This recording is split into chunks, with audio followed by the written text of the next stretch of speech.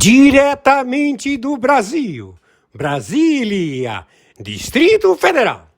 Quem vos fala, mestre Dinho, trazendo sempre informações na palma da sua mão, com notícias de utilidade pública, nacional e internacional. O mestre Dinho, eu quero aqui, antes de iniciar esta live, eu quero falar sobre o Pix do juiz Oscar Aníbal Chapan. Pix, Oscar Aníbal Chapan, @gmail.com. Repito, Oscar Aníbal Chapan, @gmail.com. Está na descrição desse vídeo. Muito bom dia. Hoje, dia 9 de junho de 2026. Quem está falando é o senhor Oscar Aníbal Chapano. Estamos árbitro internacional, Justiça Paga, e temos o relatório do dia de hoje. Identificada a falsa identidade do óbito Luiz Inácio Lula da Silva, identificamos o Moacir. Ele ocupa a presidência da República em usurpação, se faz passar pelo presidente falecido Luiz Inácio Lula da Silva. Ele é um espião, trabalha para o Comitê Chinês, máfia chinesa do fentanil, da Rota da Seda, do seu líder, Xi Jinping, traficante mundial de fentanil, Rota da Seda. Os seus prepostos, o tirano da Norte-Coreia, o também narcotraficante mafioso, miliciano, como se chama, imperador da Rússia, Putin, que estabeleceram querer tomar o petróleo, terras raras, minérios e estabelecer uma administração global para a humanidade permanecer em escravidão. Então, nós já estamos procedendo, já estamos bombardeando toda aquela área, já estabelecemos a abdicação da China, da Norte-Coreia, da Rússia. Estamos já determinando a entrega de todas as reservas de urânio enriquecido ou controlado através de um novo tratado. Não sei se haverá novo tratado, mas estamos no posicionamento de exterminar com todo o potencial nuclear presente na Terra. Sabemos e temos a tecnologia para destruir e exterminar com estas armas. Já no dia de hoje, madrugada do dia 9 de junho de 2026. Então, estamos com todas os satélites, as diferentes etnias de povos intraplanetários que se encontram na sociedade da Terra, ao qual todos estão em conjunto já se posicionando contra estas medidas opressivas e imorais. Então, já está determinada a intercessão supraconstitucional, vai demorar uns 15 anos, acredito eu, para exterminar com todos os anarquistas e teocratas, de ditadores de 17 países na América Central e na América do Sul e 27 países da Europa, como também países da África, da Malásia, do Vietnã, Singapura, Hong Kong, onde todos os terroristas foram identificados. Meu Pix, 2199-7420789. Nos ajudem, temos que pagar a internet. Por favor, R$ 700. Por favor, nos ajudem. Gratidão. Muito bom dia. Hoje, dia 9 de junho de 2026. Quem está falando é o senhor Oscar Aníbal Chiapano. Estamos árbitro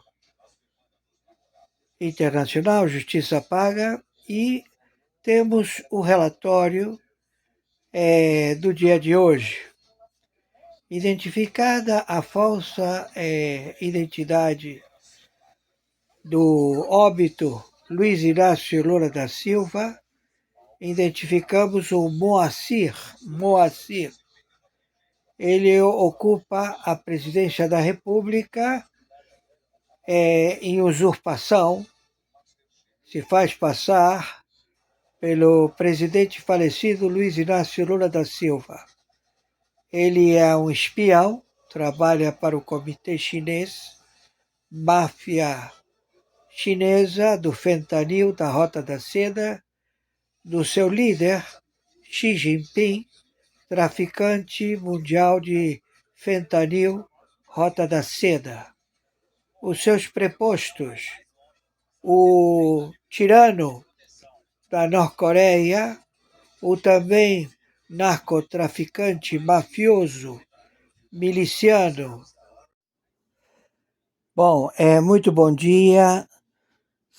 Hoje é dia 9 de junho de 2026. Horário 9h27 da manhã.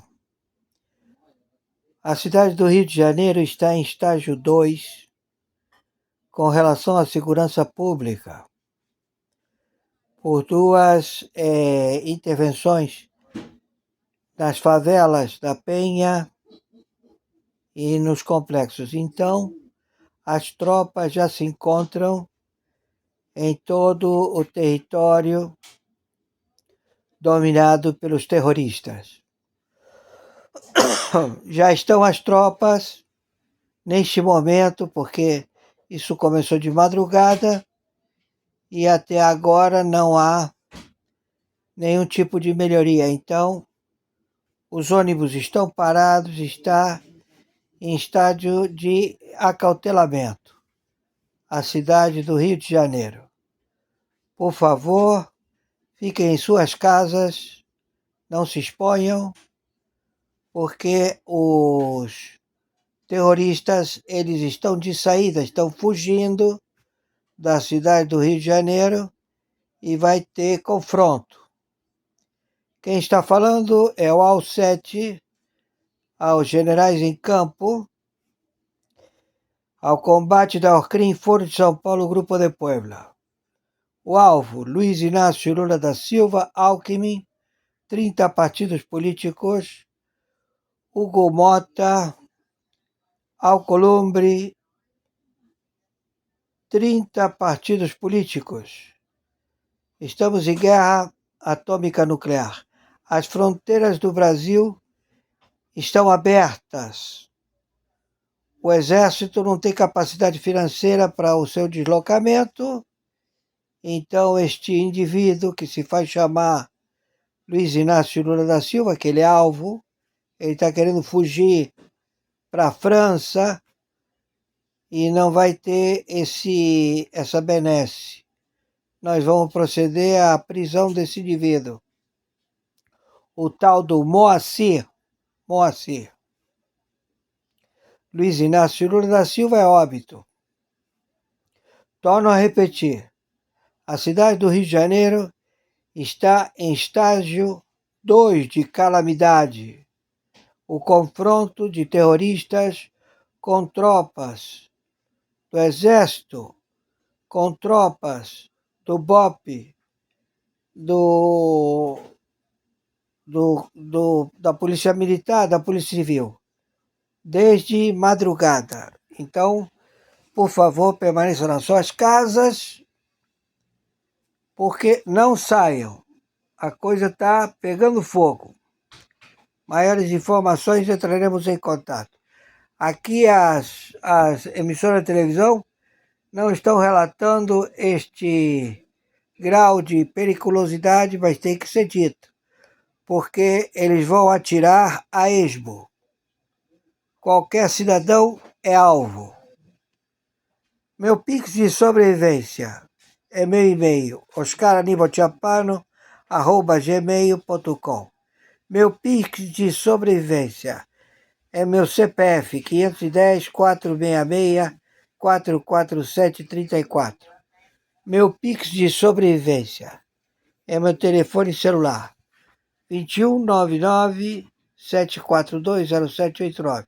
Por favor, nos ajudem, temos que pagar R$700 de internet. Gratidão. Torno a repetir. A cidade do Rio de Janeiro, ela está em confronto com terroristas. O Marcola e o Fernandinho Beiramar, e 98 facções, conjuntamente com os cartéis do ELN e das Farc, se encontram na cidade do Rio de Janeiro. O Hamas, o Hezbollah, eles todos se encontram na cidade do Rio de Janeiro. Então o confronto, ele é real. Por favor, se cuidem. Selva. Ai, sir. Por favor, as matérias, elas vão estabelecer mais conhecimento. Por favor, as matérias, elas vão estabelecer mais conhecimento.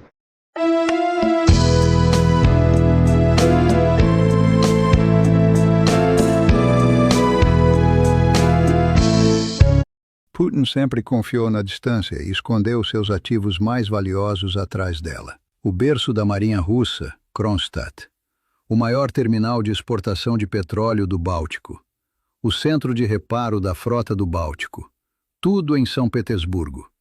Esta era a fortaleza onde Putin construiu sua carreira política e acreditava ser inalcançável.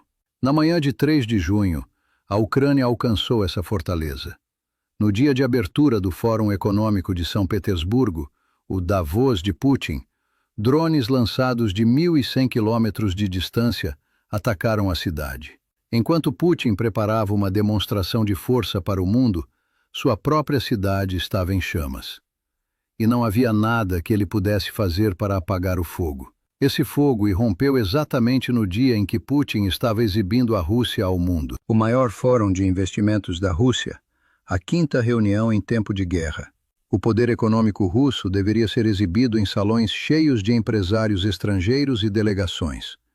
O programa oficial não fazia menção à Ucrânia, como se a guerra não estivesse acontecendo. Mas a guerra entrou no programa por conta própria. Drones lançaram um ataque coordenado, sincronizado, para coincidir com a manhã de abertura do fórum. O timing não foi coincidência. A mensagem foi direcionada a investidores e delegados. Após o ataque, a primeira resposta do Kremlin veio do porta-voz Peskov. A operação militar especial é necessária precisamente para prevenir tais ataques. Mas no momento em que fez a declaração, o ataque já havia acontecido e não havia sido prevenido. O plano estava funcionando na direção exatamente oposta. Longe de prevenir ataques, a guerra estava aumentando seu alcance e frequência. Até o blogueiro Zé Aliokin, das próprias fileiras do Kremlin, reconheceu isso. Escreveu que, enquanto a Rússia organiza fóruns caros e fala em voz alta, a Ucrânia está silenciosamente infligindo danos irreparáveis, tanto à infraestrutura quanto à imagem do regime.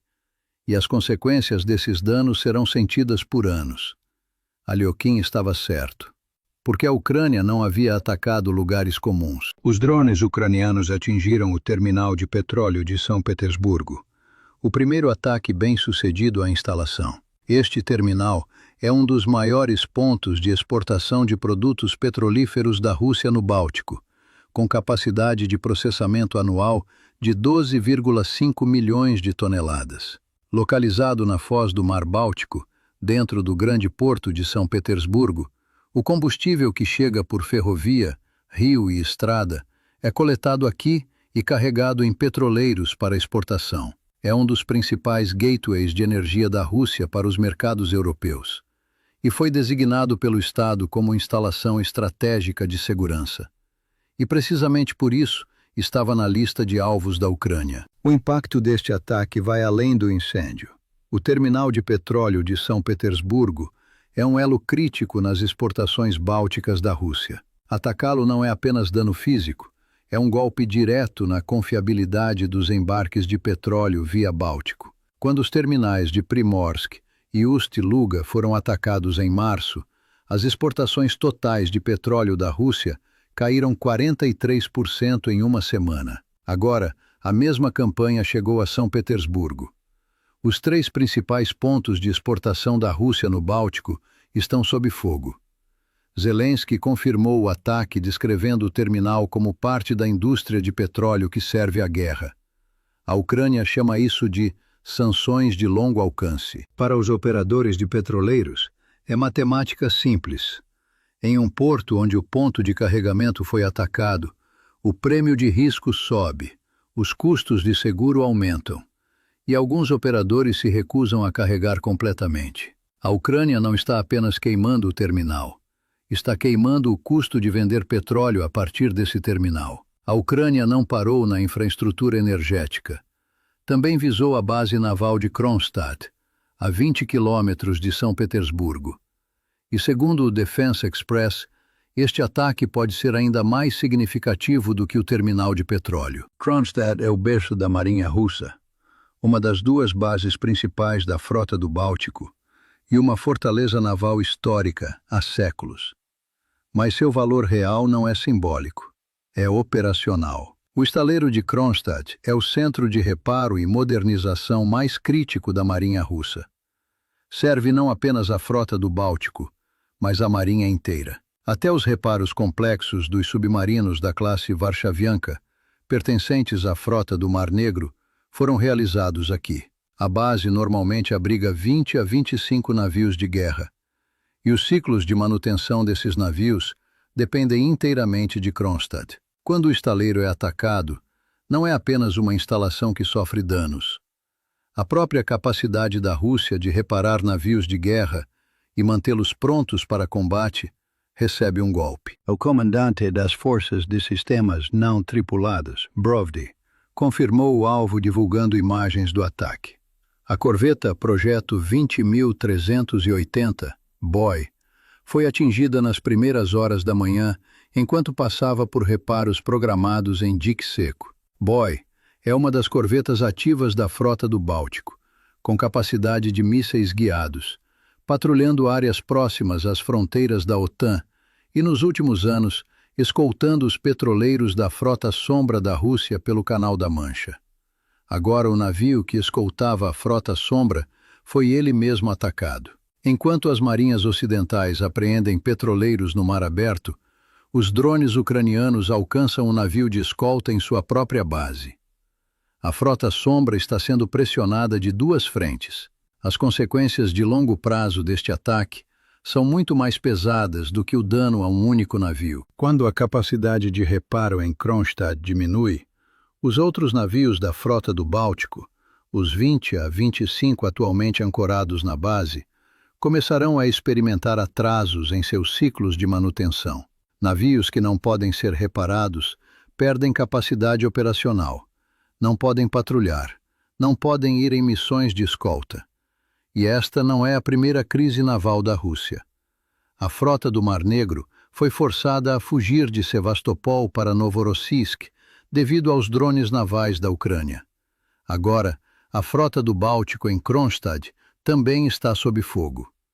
O conceito de porto seguro para a Marinha da Rússia colapsou no Mar Negro. Está colapsando no Báltico também. O terminal está queimando. A base naval foi atingida. Mas o impacto do ataque não se limitou a alvos militares. Naquela manhã, a vida civil de São Petersburgo também colapsou. O aeroporto Pulkovo interrompeu o tráfego aéreo. 29 voos foram atrasados por mais de 2 horas. 9 aeronaves foram desviadas para outras cidades. Os céus da segunda maior cidade da Rússia foram fechados. Delegados estrangeiros e empresários que haviam partido para o fórum ficaram presos em seus próprios aeroportos. Putin estava emitindo um convite de investimento ao mundo, mas os convidados não conseguiam chegar à cidade. O show econômico de força havia colapsado antes mesmo de começar. Enquanto os céus fechavam, o mundo digital também escureceu. Quando a Rússia detecta uma ameaça de drones, implementa interrupções regionais de internet para perturbar os sinais de navegação dos drones. Naquela manhã, a internet móvel foi completamente cortada em São Petersburgo. E desta vez, até os sites na lista branca do governo, acessíveis em todas as condições, ficaram inacessíveis. Transações bancárias pararam. O acesso a serviços de saúde foi cortado.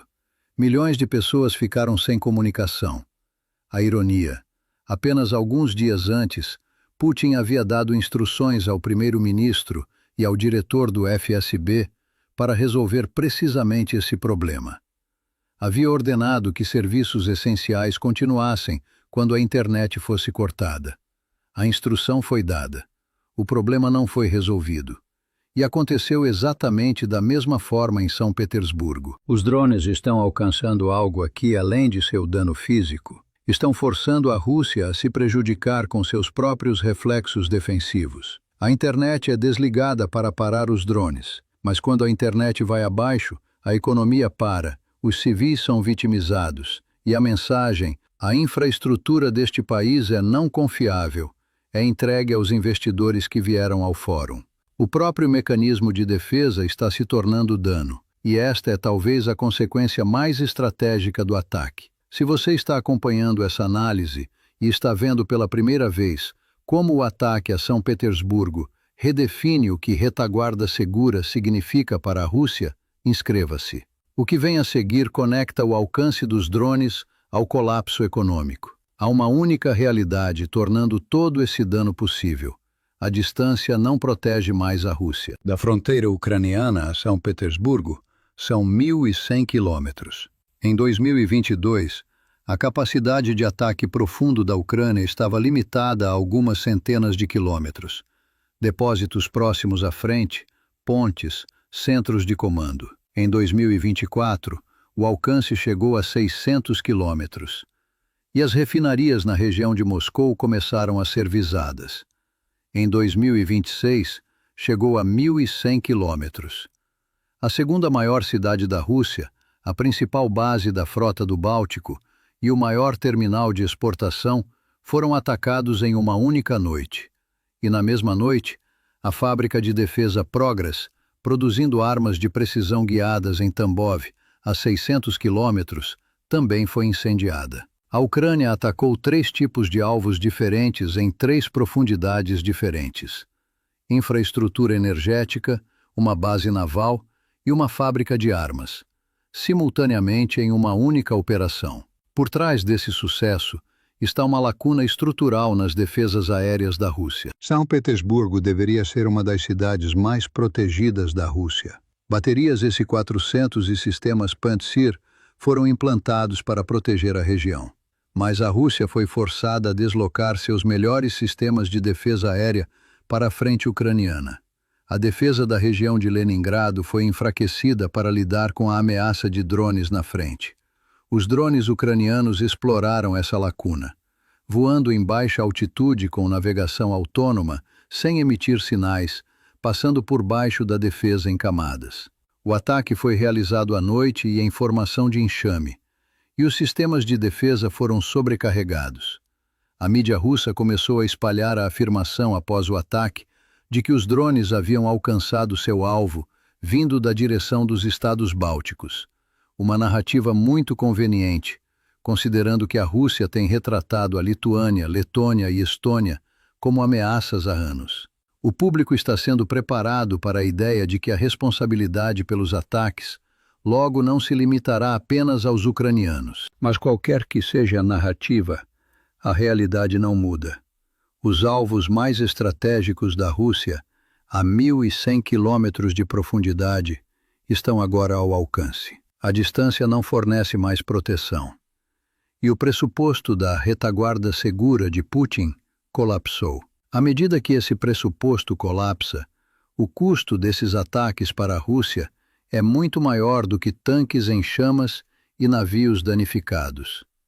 O dano econômico é o mais concreto. Quando o terminal de Primorsk foi atacado em março, segundo fontes do SBU, as exportações pararam e as perdas diárias superaram 40 milhões de dólares americanos.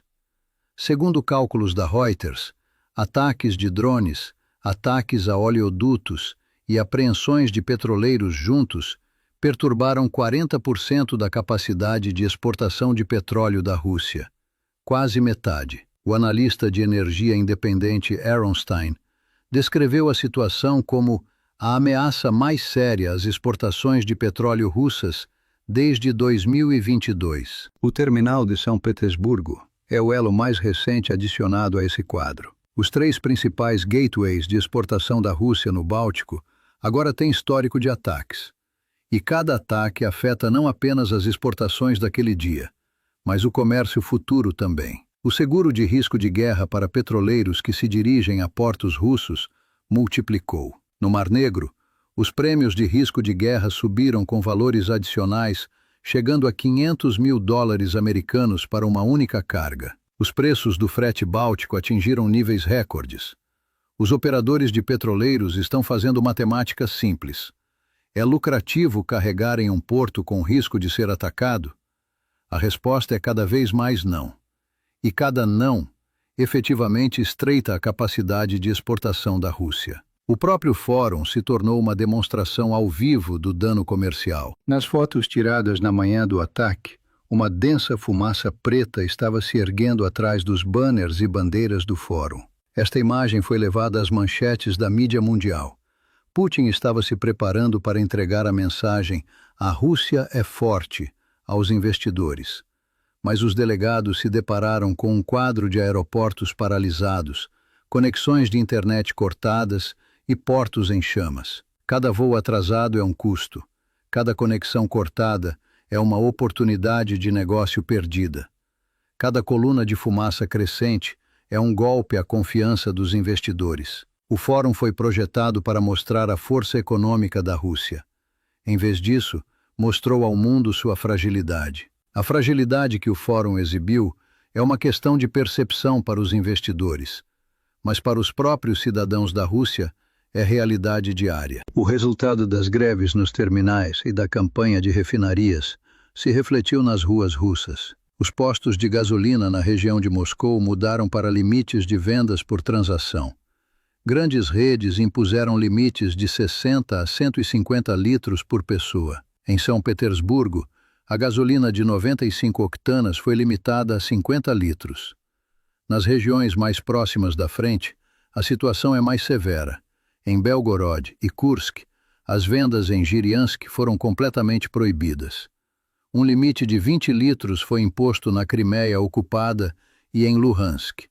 O sistema de racionamento continua. O país que exporta energia para o mundo está racionando gasolina em sua própria capital. E as restrições estão se expandindo a cada semana. O quadro por trás desta crise é ainda mais grave. A campanha sistemática de refinarias da Ucrânia desabilitou ou danificou seriamente aproximadamente 70% da capacidade de produção de combustível da Rússia. 8 das 10 maiores refinarias foram atacadas. O Kremlin foi forçado a proibir exportações de combustível de aviação até 30 de novembro, sacrificando vendas ao exterior para saturar o mercado doméstico. Mas nem isso é suficiente. A crise não está apenas nos postos de gasolina. O setor agrícola não consegue encontrar diesel para a colheita. As transportadoras estão reduzindo seus serviços. Atravessadores vendem a 3 ou 4 vezes o preço oficial. Até o porta-voz do Kremlin, Peskov, foi forçado a reconhecer que há escassez de gasolina. As vendas com cupom na Crimeia ocupada estão sendo descritas como a maior restrição de combustível desde a era soviética. Este quadro expõe o abismo entre os de dentro do fórum e os de fora. O blogueiro Zeglamian resumiu a situação em uma frase: "Vocês estão se reunindo lá discutindo que tipo de economia?" Enquanto o fórum prometia crescimento aos delegados no salão, os russos na rua esperavam em filas de gasolina. O custo da guerra não é mais medido em números, é medido em filas. Ao olhar para a trajetória deste custo, também é necessário ver o outro lado, porque as cartas na mão da Rússia não podem ser subestimadas. A corveta Boy foi atacada, mas não afundada. Estava em dique seco, o reparo é possível. O terminal queimou, mas não foi completamente destruído. O terminal de Ust-Luga, atacado em março, retomou o carregamento em dias. A capacidade de reparo e adaptação da Rússia foi subestimada ao longo de toda a guerra e se mostrou enganosa todas as vezes. As sanções vieram e canais alternativos foram encontrados. O SWIFT foi cortado e sistemas de pagamento paralelos foram construídos. Um teto de preço para o petróleo foi imposto e a frota sombra entrou no jogo. Ignorar essa capacidade de adaptação seria um erro analítico. A profundidade geográfica da Rússia também ainda é uma vantagem séria. Os drones da Ucrânia alcançaram 1.100 quilômetros, mas as refinarias além dos Urais, as instalações de produção na Sibéria e os portos do Pacífico ainda estão fora de alcance. A infraestrutura energética da Rússia não está inteiramente na costa báltica. Há capacidade profunda no país que não pode ser atacada. E o Kremlin anunciou um novo paradigma após o ataque, dizendo que retaliaria sistematicamente contra a infraestrutura ucraniana. A capacidade de retaliação da Rússia com mísseis Iskander-Kaliber e o hipersônico Kinzhal ainda é séria. A guerra não é unilateral. A Ucrânia ataca, mas também é atacada. Mas avaliar o ataque a São Petersburgo como um evento isolado significa perder o quadro maior. Este ataque é um modelo, e o modelo será repetido. A produção de drones da Ucrânia continua em escala industrial. O alcance se expande a cada operação, e a seleção de alvos está se tornando cada vez mais estratégica. Em 3 de junho, a Ucrânia demonstrou que pode atacar 3 tipos de alvos diferentes em 3 profundidades diferentes: infraestrutura energética, uma base naval e uma fábrica de armas, simultaneamente em uma única noite. Essa capacidade não pode ser revertida. E a cada ataque, a Rússia enfrenta o mesmo dilema. Se desloca a defesa para a profundidade, a frente enfraquece. Se foca na frente, a profundidade permanece aberta. O dilema é tão permanente quanto o próprio ataque. O dano real não está no terminal ou no dique, está na narrativa. Putin sempre confiou na distância e escondeu seus ativos mais valiosos atrás dela. Na manhã de 3 de junho, a distância não pôde protegê-lo. Em sua própria cidade, no dia de abertura de seu próprio fórum, no berço de sua própria marinha. Drones de 1.100 quilômetros demoliram a mensagem de Putin ao mundo de que tudo está sob controle. E seu poder de apagar o fogo está diminuindo dia a dia. Se você quer continuar acompanhando como essa campanha de ataque profundo evolui, inscreva-se. E deixe nos comentários o que você está vendo do seu ângulo. Quero saber o que está chegando até você de outras fontes. Senhor presidente, senhoras senadoras e senhores senadores, há 2 semanas subi à tribuna para revelar que o verdadeiro pai da fraude do INSS é o senador Renan Calheiros. Foi ele quem há cerca de 20 anos facilitou a entrada do banco BMG no segmento de crédito consignado a aposentados e pensionistas do INSS em troca de propina. Quem falou isso foi um afilhado de Renan Calheiros, o advogado Bruno Miranda. E aqui eu quero mostrar a vocês a matéria que saiu na Folha de São Paulo e foi publicada em 1º de setembro de 2007, com o título "Ex-aliado diz que levava dinheiro em malas para Renan". Está aqui, ó. Miranda disse mais, que chegou a levar 3 milhões em malas para Renan por meio do operador Luiz Carlos Garcia Coelho. Coelho era sogro de Miranda e um grande amigo do senador Renan. Por onde será que Miranda e Garcia Coelho andam? Eu tenho curiosidade. Mas o tempo se encarregou de mostrar que aquele esquema bolado pelo senador Renan Calheiros de explorar pessoas em dificuldades financeiras via BMG teve continuidade com o Banco Master de Daniel Vorcaro. Por isso, eu fiz várias perguntas ao senador Renan Calheiros 2 semanas atrás, sobre sua ligação com Vorcaro. Ele, como de costume, fugiu das respostas e preferiu fazer um ataque machista contra mim em um vídeo. Infelizmente, senadora Damares, fui vítima também de um ataque machista, e dessa vez pelo senador Renan Calheiros. Esse ataque de Renan contra mim é uma tentativa para que eu pare de falar das relações dele com Vorcaro. Mas não adianta, senador. Eu vou continuar. Do que o senhor tem tanto medo? Foi o senhor mesmo quem confessou ser próximo de Vorcaro, ao dizer que havia falado com ele 3 vezes para negociar a vinda dele a CAI. E isso aconteceu em um momento em que ninguém conseguia falar com o banqueiro. Que intimidade é essa? Senhores senadores, senhoras senadoras, senhor presidente, a relação do senador Renan Calheiros com Vorcaro é umbilical. Pasmem. Há 2 semanas, Renan Calheiros apareceu com a proposta indecorosa para salvar a pele de Vorcaro. Renan propôs que o Fundo Garantidor de Crédito, o FGC, deveria arcar com os prejuízos causados a fundos de previdência que investiram em papéis do Master.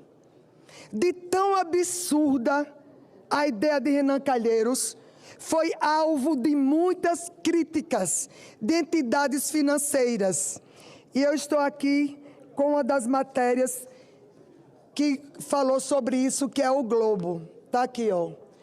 Que foi publicada dia 25 de maio desse ano, há 2 semanas.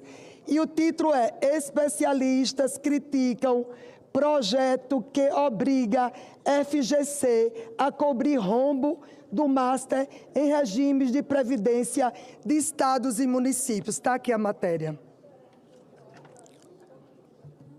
Ora, colegas, só mesmo o advogado de Vorcaro, que é o senador Renan Calheiros, para propor algo escandaloso assim. Em vez de defender que o próprio Vorcaro arque com prejuízos, como deveria ser, ele quer que essa conta seja paga por todos nós brasileiros. Ele quer poupar o patrimônio de Vorcaro, para que todos aqueles que têm contas bancárias paguem pelos erros e crimes de Vorcaro. A máscara caiu. A máscara caiu, senador Calheiros. Na semana passada, o site Congresso em Foco E aqui eu quero mostrar uma matéria que saiu no site Congresso em Foco, que o título é Senadora, que no caso sou eu, liga Renan Calheiros aos casos BMG e Master. Foi publicada na semana passada, Congresso em Foco, dia 29/5 desse mês. Na semana passada, o site Congresso em Foco, após o meu discurso, apontando as ligações entre Renan e Ivorcaro, publicou uma excelente reportagem investigativa, mostrando outro elo do BMG com o Master no esquema dos consignados. A matéria mostra que o senhor Márcio Alaor Araújo foi no banco BMG o executivo responsável por estruturar a área de consignado do BMG na primeira década dos anos 2000, período da gênese do escândalo do INSS. Adivinhem, senadores e senadoras, quem desempenhou esse mesmo papel mais recentemente no Banco Master? Sim, o senhor Márcio Alaor de Araújo. E aqui eu trouxe as fotos do Márcio Alaor, para quem não conhece, está aqui, ó. Márcio Alaor de Araújo. O Márcio Alaor de Araújo, ele tem relação com o BMG, ele foi, na verdade, o executivo responsável por estruturar a área de consignado do BMG, isso nos anos 2000. E também, agora recentemente, no Banco Master. Olha a foto dele aqui no BMG e olha a foto dele aqui no Banco Master, mostrando que a mesma pessoa que estrutura outrora no BMG, toda a estrutura necessária para os consignados, estruturou também para o Banco Master. Um dos trechos da ótima reportagem que foi do Congresso em Foco diz: a ponte entre o velho BMG e o novo Master passa por Márcio Alaor de Araújo, ex-vice-presidente do BMG e nome conhecido no setor de consignados. Depois de atuar no Banco Mineiro, Alaor reapareceu no ecossistema do Banco Master, ligado à área de benefícios e consignados. Senhor presidente, na CPMI do INSS, o advogado Eli Cohen afirmou que o BMG estaria associado a fraudes em consignados desde 2005 e citou Alaor, já estou terminando, senhor presidente, e citou Alaor em supostos esquemas envolvendo beneficiários do INSS. Como disse há 2 semanas, o esquema do BMG com os consignados é o mesmo do Master. A gente está vendo aqui a mesma história. Os dois têm relação um com o outro. O dono do BMG, por sinal, é sócio de Ivorcaro, numa empresa criada para emprestar dinheiro para sócios de um clube de futebol em Minas Gerais. Por todo esse conjunto de evidências, protocolei o pedido para a criação da CPMI do BMG Master.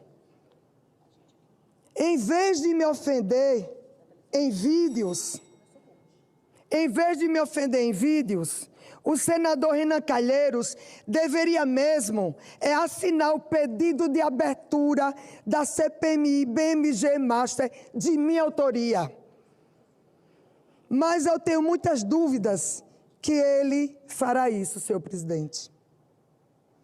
Para quem já fugiu até de oficial de justiça, como o senador Renan Calheiros, o mais normal é que fuja também de mais um compromisso com a verdade e com a apuração de fatos que tanto prejudicaram milhares de aposentados e pensionistas em todo esse Brasil, em todo o nosso querido Brasil.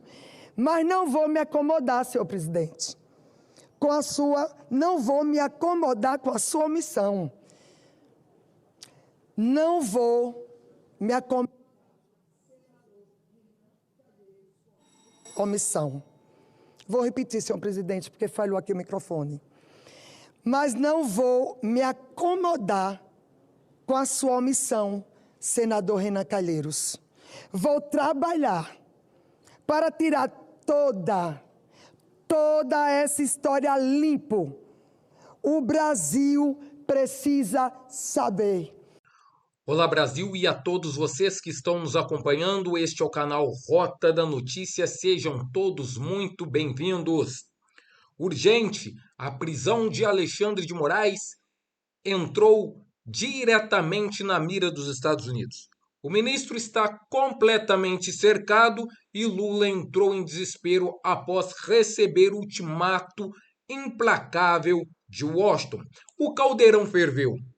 Patriota, informações bombásticas revelam que o cerco internacional se fechou e a ordem veio direto de Donald J. Trump. E é clara, o sistema vai ter que recuar. O pânico tomou conta do Palácio do Planalto, de tal forma que o presidente Lula foi obrigado a se ajoelhar diante das exigências americanas e já começou a pular do barco. Em uma reunião secreta de emergência, o presidente Lula convocou ministros do Supremo Tribunal Federal para anunciar que está abandonando e soltando a mão de Alexandre de Moraes para tentar salvar a sua própria pele. O clima é de traição, a contagem regressiva nos bastidores do poder, com rumores fortíssimos correndo o mundo. O fato aconteceu na última reunião secreta. Como o plano norte-americano de prisão de Alexandre de Moraes vai acontecer no Brasil? Fique ligado, porque todos os detalhes eu trago agora para você aqui no seu canal. A Praça dos Três Poderes vive os dias mais tensos. Sim. Informações que vazaram diretamente da alta cúpula do governo confirmam que o Planalto entrou em estado de pânico junto com o Supremo Tribunal.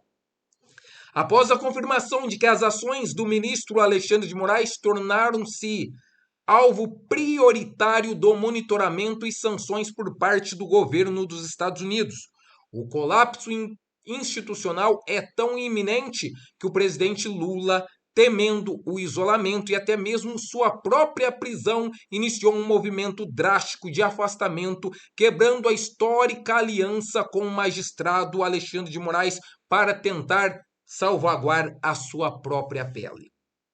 E a prisão do ministro Alexandre de Moraes está próxima a acontecer, de acordo com informações que chegam diretamente de Washington. De acordo com apurações exclusivas conduzidas por jornalistas e analistas de inteligência política, a mudança brusca do comportamento de Lula atende diretamente à pressão exercida por Donald Trump.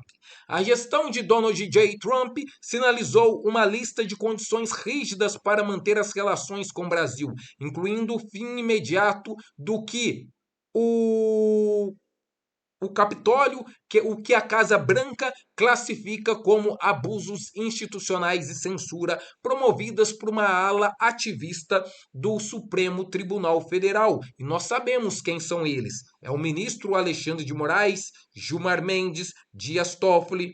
Sim, diante do risco real de punição severa, Lula convocou uma reunião de emergência com os ministros André Mendonça e Cássio Nunes. Isso mesmo que você escutou, com André Mendonça e Cássio Nunes. Será que Lula está recuando? Magistrados que mantêm trânsito livre e canais diretos com autoridades governamentais americanas. No encontro reservado, o presidente foi direto. declarou que o governo não vai mais carregar o desgaste gerado por decisões polêmicas de Alexandre de Moraes e que a melhor estratégia a partir de agora é se distanciar totalmente do magistrado, deixando o caminho livre para que o Senado e a Corte discutam o futuro institucional do ministro, ou seja, o impeachment do ministro de Moraes. Lula está temendo ser preso junto com o ministro Alexandre de Moraes e agora solta a mão do ministro. Sim, pessoal. A justificativa pública para esse racha nos bastidores entre Lula e Moraes, o pretexto e o mal-estar gerado pela atuação do Alexandre de Moraes para barrar indicações aliadas no Supremo, mas o gerado pela atuação do ministro Alexandre de Moraes, o motivo real é que a ordem financeira internacional está batendo a porta. Durante a conversa privada com os ministros, Lula expôs sua incredulidade e criticou duramente o contrato de 130 milhões de reais firmado pelo escritório de advocacia da esposa do ministro, Viviane Barque, com uma grande instituição financeira envolvida a escândalos recentes, como nós sabemos, do Banco Master de Daniel Vorcaro. O presidente defendeu abertamente que Moraes deve explicações urgentes à nação sobre a origem e a legalidade deste montante avassalador. A farsa do sistema começou a desmoronar de dentro para fora. Enquanto a grande mídia tenta costurar uma trégua artificial e emplacar a narrativa de que Moraes assumirá a presidência do tribunal no próximo ano, a direita conservadora e a base patriota aceleram a contagem regressiva nos bastidores do Congresso Nacional. O recado para as próximas eleições no Senado é definitivo. O impeachment de Alexandre de Moraes é um compromisso inegociável. Isso se antes ele não for preso a mando de Donald Trump. O pânico nos gabinetes de Brasília aumentou exponencialmente após relatos de fontes confiáveis apontarem que o cerco americano não é apenas retórico e que o governo dos Estados Unidos está disposto a acabar com as autoridades brasileiras envolvidas em abuso de poder. A máscara caiu, Lula pulou do marco e Moraes está oficialmente cercado por Donald Trump. O cerco fechou, a casa caiu para os corruptos. O que se desenha no horizonte político é o desfecho inevitável de um sistema que esticou a corda institucional além do limite suportável. O suposto pacto de união entre o Palácio do Planalto e a ala ativista do Judiciário, que muitos acreditavam ser inabalável, ruiu diante da força da realidade e do peso da soberania internacional. A pressa que Lula busca para se distanciar de Alexandre de Moraes é a maior prova de que a casa ruiu, de que o cerco fechou e agora a prisão ou impeachment é questão de tempo. Era o que eu gostaria de trazer a todos vocês no dia de hoje. Se você não é inscrito em nosso canal, peço por favor, por gentileza, já vai se inscrevendo. Deixe seu like, deixe seu comentário, clique no sininho e não esqueça de compartilhar os nossos vídeos, para que mais pessoas, além de você, possam ficar muito bem informados. Brasil, tenham todos vocês um excelente dia. Fiquem com Deus e até a próxima. Eu estou já na descrição, né, dessa transmissão ao vivo, ok? Então, vocês poderão verificar que tem uma frase, e no final da frase, logo aí no topo, tem a palavra mais. 4 letras, mais. Indica o que acontece. Para vocês entrarem na descrição, né, do celular, do tablet, do notebook ou do computador, clica.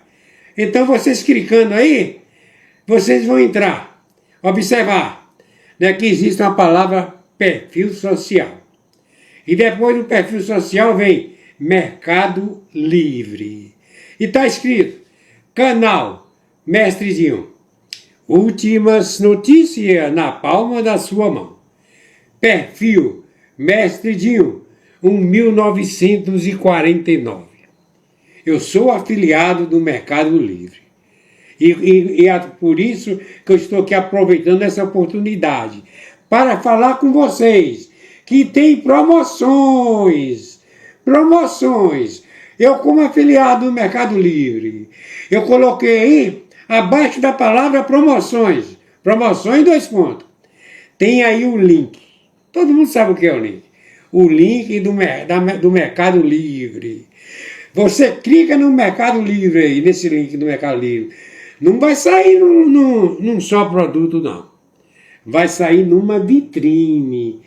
O Mercado Livre, por enquanto, tem quase 200 produtos, certo? Produtos, a maior parte com promoções. Produtos que nós precisamos. Aqueles produtos relacionados, que nós temos necessidade de comprar dia a dia. Então, vocês sabem que o Mestre Dinho, eu sou afiliado do Mercado Livre. Vocês compram, certo? Vocês negociam no parcelamento, né? Se é com 10 parcelas, ou com 12, ou com 18 ou mais, depender, tem de entrar aí, né, certo? Na descrição, no link do Mercado Livre. Ok? E, descendo, certo? Eu também sou afiliado do Shopee. Tem assim, vitrine do Construa Civil Mestre Dinho. Afiliado da Shopee. Aproveita as promoções. Mais de 500 produtos do afiliado do Shopee Mestre Dinho. Construa Civil Mestre Dinho.